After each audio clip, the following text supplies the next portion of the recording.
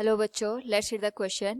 If the vector product of a constant vector OA with a variable vector OB in a fixed plane OAB be a constant vector, then the locus of B is, here we have given four options: A, a straight line perpendicular to OA; B, a circle with center O and radius equal to OA; C, a straight line parallel to OA; and D, none of these. Now to answer this question, first we will discuss here the key concept.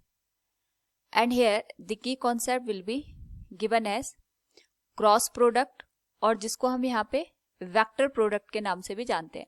Vector product का मतलब ये होता है कि अगर हम यहाँ पे दो वेक्टर को मल्टीप्लाई करते हैं तो हमारे पास जो रिजल्टेंट वेक्टर बनता है वहां पे जो रिजल्टेंट हमारे पास वैल्यू बनेगी वो भी अपने आप में वेक्टर क्वांटिटी होगी, जिसको हम क्रॉस प्रोडक्ट या वेक्टर प्रोडक्ट के नाम से जानते हैं. क्वेश्चन के अकॉर्डिंग हमारे पास यहाँ पे the vector product of a constant vector OA, कोई एक वेक्टर दे रखा है OA, इसकी वैल्यू कांस्टेंट है. तो मैं इसको मान लेती हूँ, सपोज ये हमारे पास 3i कैप दे रखा है, ये हमने यहाँ पे सपोज किया है. And a variable vector OB, ये हमारे पास एक वेरिएबल वेक्टर है OB in a fixed plane OAB, हमारे पास कोई प्लेन दे रखा है OAB, उसमें OB की जो वैल्यू है वो वेरिएबल है, यानी x i cap plus Y J cap मैं इसको कंसिडर कर लेती हूँ. ये भी हमने सपोज किया है यहाँ पे. Now according to the question, OA और OB का जो प्रोडक्ट है ये अपने आप में कांस्टेंट है, यानी अगर मैं इसको O मान लूँ, दिस विल बी A, तो ये OA वेक्टर ये फिक्स है. तो जो OB की वैल्यू है इसके करस्पॉन्डिंग ये वेरी कर रही है, इस तरीके से वेरी कर रही है. हमें यहाँ पे ये बताना है कि इनका जो क्रॉस प्रोडक्ट होगा, यानी अगर मैं इसको रिप्रेजेंट करूँ, it will be given as OB cross OA, ये अपने आप में एक कांस्टेंट वेक्टर हमें देखने को मिलेगा.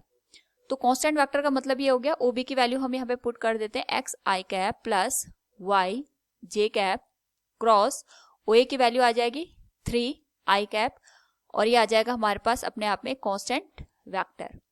क्रॉस प्रोडक्ट करने पे, क्योंकि i कैप का i कैप के साथ क्रॉस प्रोडक्ट 0 होता है, तो ये j cap cross i cap k cap के बराबर आ जाएगा. This will be given as 3y k cap, लेकिन ये नेगेटिव वैल्यू का आएगा क्योंकि ये j cap cross i cap है.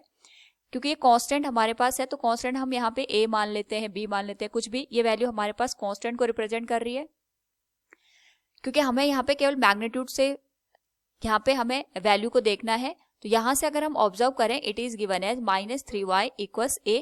3 भी कांस्टेंट है अपने आप में, तो यहाँ से हम इसको एक नए कांस्टेंट में रिप्रेजेंट कर लेते हैं. सपोज हमारे पास कांस्टेंट यहाँ पे c के बराबर है, तो इसका मतलब ये हो गया कि जो y की वैल्यू है ये हमारे पास फिक्स है.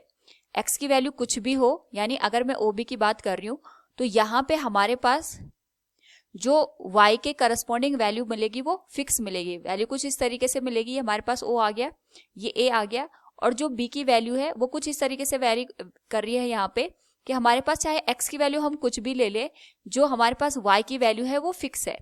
y की वैल्यू फिक्स तभी हो सकती है जब हम यहाँ पे x एक्सिस के पैरेलल कोई लाइन ड्रॉ करें, यानी हमारे पास यहाँ पे कोई लाइन OA के पैरेलल होगी. इस पर्टिकुलर केस में जो B का लोकस बनेगा, यानी B की जो वैल्यू होगी यहाँ पे वो हमारे पास OA के पैरेलल यहाँ पे वेरी करेगी. इस तरीके से हम इस वैल्यू को देख सकते हैं. ये हमारे पास वेक्टर बन गया OB, ये भी OB वेक्टर आएगा, ये भी OB वेक्टर आएगा. इसके करस्पॉन्डिंग x की वैल्यू तो वेरी कर रही है, बट जो y की वैल्यू है ये हमारे पास फिक्स है. यहाँ से हम देख सकते हैं कि हमारे पास जो B का लोकस बनेगा that will be a straight line parallel to OA. Option C will be the right answer. Hope all you understood it. Thank you and best of luck.